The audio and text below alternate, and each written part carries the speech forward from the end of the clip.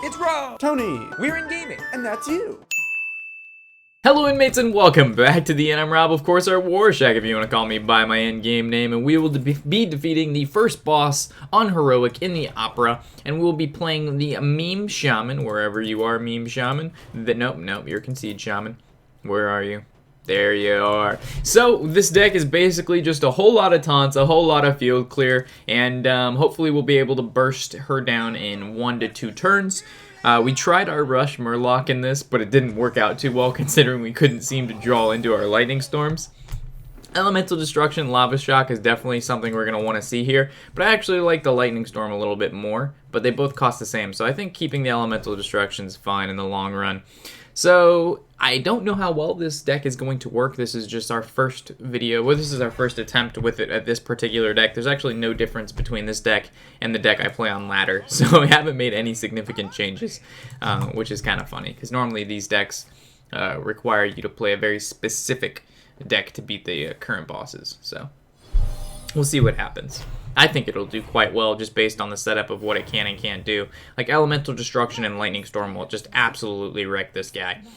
But the problem is he plays a lot of creatures, so even Warrior may be pretty good. Doomsayer was like the best draw we could have ever gotten there, considering he has 6 damage out on the field, and the max he can, I don't think he has any like charge or direct damage. It's weird he didn't play any creatures. It's like he knew. So definitely just totem up there. We're 10 damage down already on turn 3, which doesn't feel good. But we're getting to the turn where we can throw down the Earth Elemental and Lava Shock and or Elemental Destruction, which is quite nice. Think about your turn hard, AI. There you go. The free 4-2 that makes you invincible. Fierce Monkey, okie dokie. Alright, so I think this is going to be the turn where we just totem up again and do nothing. He only has 7 damage down. We have a Healing Wave in our hand. We also have Lightning Storm and ED, so all good in the hood here. Goes face. Okay. Plays Alkali of Pain. Okay.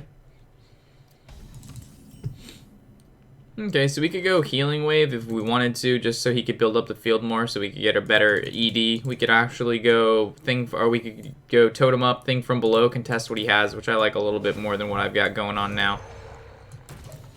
So this is gonna stop his monkey and most likely his 4-2 as well. He probably won't be, the AI won't be smart enough to swing the 4-2, the 1-3, and he even uses his passive first, which means he can't summon it again this turn, which is interesting. The alpha doesn't matter.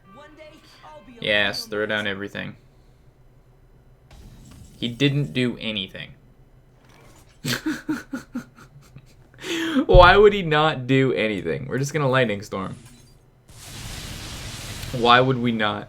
It should clear his entire board. Alright, we low roll on this, but it's not a big deal because we can just kill it off with that. And then we can swing 5 face. Oh, we forgot to Lava Shock. It's okay.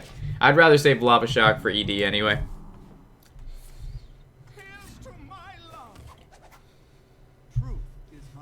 Oh wow, I didn't even know he ran the Sunwalker. Okay.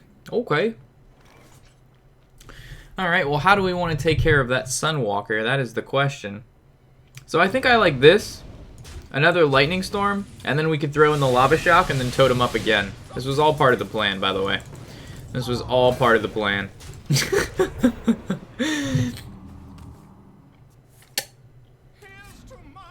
Yogg is coming up, but we don't want to play Yogg just yet. Betrayal not on our 5-5? Oh no, you've killed off our little totems. Rip totems. Alright, so you've played more cards on the field. Not a big deal. We've not overloaded in the slightest. Now we basically go Earth Elemental. Give it Taunt Forever. Or give it the life of forever because it's now just going to Death Rattle back up. And we're not going to do anything else because attacking the 2/6 will just enrage it. Another Sunwalker. Jeez Louise. Now, give it already, oh, I was hoping it would give the Sunwalker the Divine Shield because then it wouldn't really matter. But now he has 2 Divine Shields. Sylvanas is good. I actually like knocking off the Divine Shield or killing this. If we kill this, he can attack the Sunwalker into it. If we attack this, he's going to attack the Sunwalker into it anyway. So I think we just hold on to that and just attack it into there. Yeah. Oh gosh, Lance Carrier onto the Romeo. Okay, so there's that trade. It's dead, comes back to life. And he's got quite a full board now. Okay. Well, we could go full heal with Halazil, but we don't actually need to do that just yet. So, I really don't feel like taking anything on his side of the field, because even if we attack Sylvanas into here, she's still at 1 HP, but this would actually save this from dying, which I kind of like. So I guess we can just attack there. We can make this attack there. This was going to die either way, no matter what we attacked into what, so that's dead. But he's just going to resummon him, so maybe there wasn't a purpose to attack. Well, it stops him from attacking next turn, and we can just make the attack again. We can Halazil, and I suppose we can heal ourselves and just totem up. I would hopefully we would win that joust, considering our deck is basically full of high drop creatures.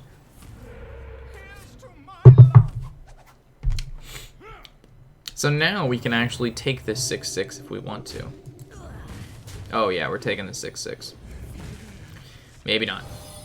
Just kidding, we're taking the 6/6. So it's like swing, swing. Oh yeah. So this goes there, this goes there, this goes here, and we take that. We can totem up, we swing for 1.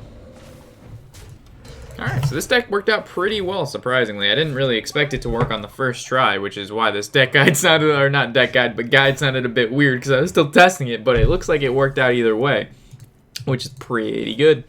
So if we swing into this, that's fine, and then we want to basically save as much health as we can here. We don't have anything else with 1 attack, and we have to kill this first no matter what, so we'll just swing into there, and then we'll give it the rest of it face. We can even go as far as to heal up our Earth Elemental, which doesn't really matter too much, but just in case he has some form of field clear, we can go ahead and do that.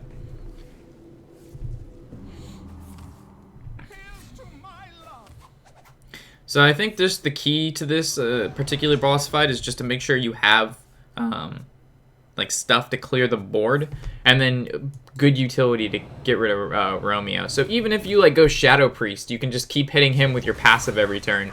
If you decide you want to take that route, you could also go with the other shaman weapon. What is it called? It's the 4-drop. It's a 4/2. It has 2 attack, but it also, when it runs out, you can turn your passive into deal 2 damage. So that's also a play you could go about doing.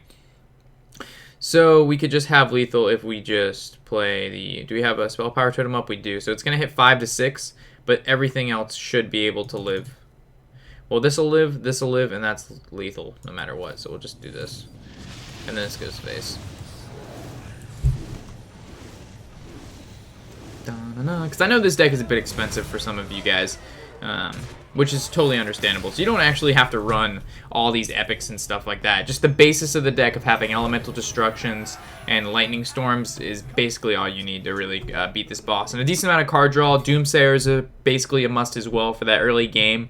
But I'm sure there's plenty of other ways to defeat this boss. It's just I thought that way would work good, and it just so happened first try it worked out really, really well. So, as always, guys, hopefully you've enjoyed, and good luck on the first boss of the Heroic Wing. Hopefully you can knock it out quickly.